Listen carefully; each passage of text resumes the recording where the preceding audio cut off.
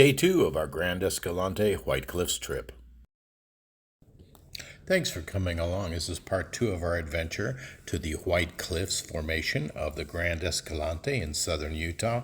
It's a fantastic place to enjoy. There's a lot of things to see. And so far in part 1, we've traversed across the desert from west to east to see the pet sanctuary and have a hike to the Great Chamber. From there, we traversed across further east, backside of the White Cliffs, where the fallen limestone produces the Devil's Ladder, and found great campsites at the top of Spring Point and Canyon Point. After a wonderful night of camping, we eat a light breakfast and say goodbye to a campsite that is absolutely phenomenal with spectacular views. We're lucky to have found it, and today we're even luckier because we're headed along the White Cliffs to Bull Valley Gorge, a slot canyon that is exciting to hike in, as well as our final destination at Kodachrome Basin. And we will tell you the secret of getting $45 horse rides for 2 hours. All right, we're arriving at Bull Valley Gorge. It is now an established bridge, but there was a primitive bridge across close proximity of rocks on both sides of the gorge, and they stuck some boards across. Years ago, those boards failed, and a car is still stuck down there.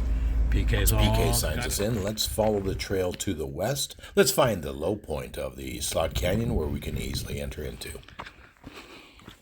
That's the hike from where we came, and this is the low point.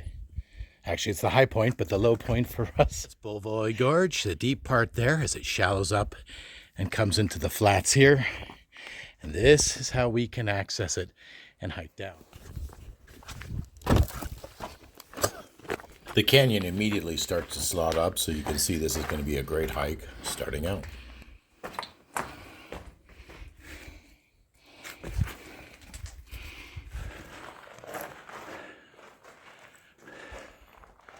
Bull Valley Gorge.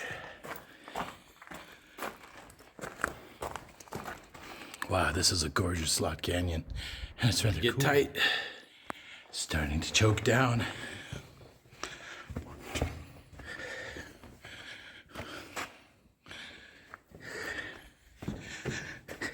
As we look up, we can see the dark portion of the canyon. This is called canyon varnish, which is usually manganese oxide. Flows down.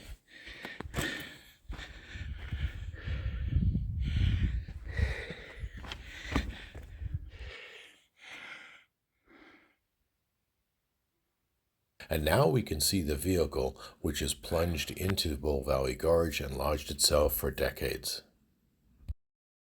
Once we've seen the wreckage as well as the bridge, we know it's our turnaround point, and as we turn around and return back the same way we came, the lighting is even more spectacular.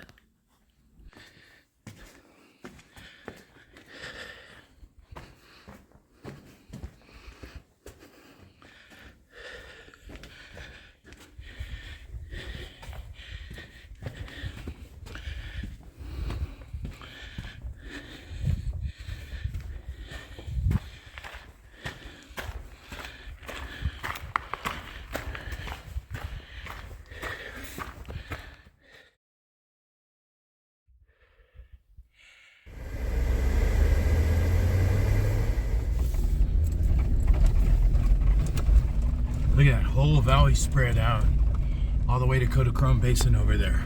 That's absolutely beautiful. And those large red, white striped hills in the background are Kodachrome Basin. Kodachrome was actually a film type produced in the 50s and 60s that was a high propensity for reds and oranges. If you wanted to reproduce those colors, use Kodachrome. If you're looking for blues and greens, you'd go for Ektachrome. But Kodachrome Basin is filled with reds, yellows, and gorgeous colors. Let's go see it. We've entered the Kodachrome Basin Park, and you can see the colors pouring out in front of us.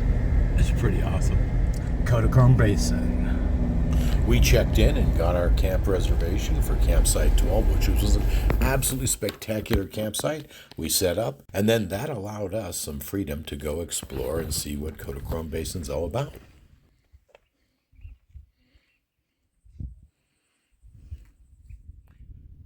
Chimney Rock.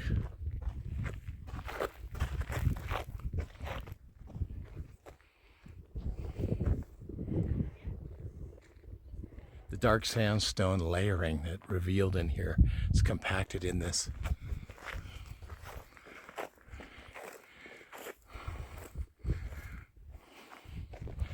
This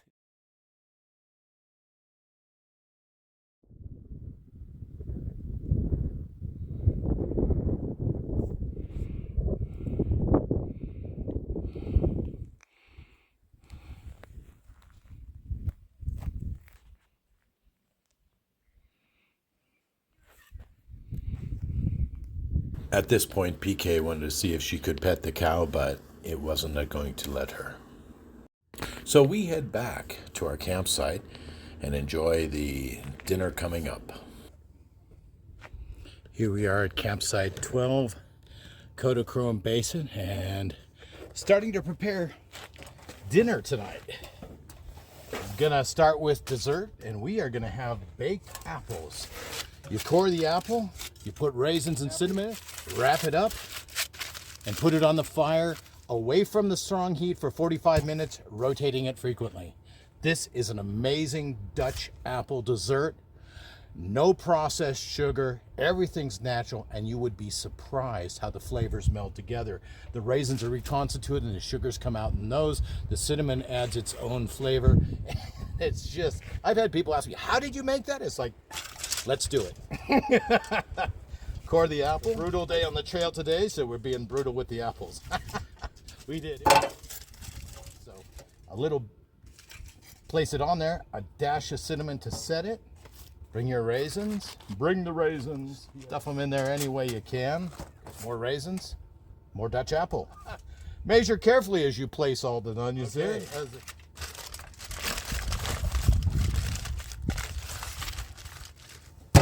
We've got 2 ready to go. We scored on Kodachrome Basin here. We showed up on a Saturday at 3 p.m. because we knew that's when the standbys were released.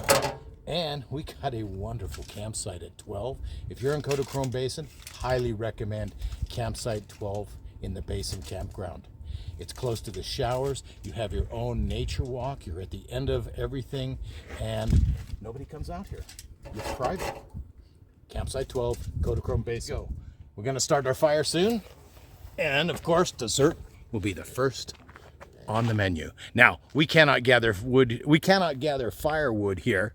So we buy it from the Canyonville volunteers at $10 for a bundle like that. Right, we started our grill. We placed the apples at the lower portion of the heat. A cord on the top we're having, and I ran out of space for one apple, so put it on the top. This is pine wood. It's going to burn fast and hot. So we have to rotate the apples on the corn pretty frequently, but if you know what you're dealing with, it'll come out okay. We place the chicken on the grill, and we're grilling. Pretty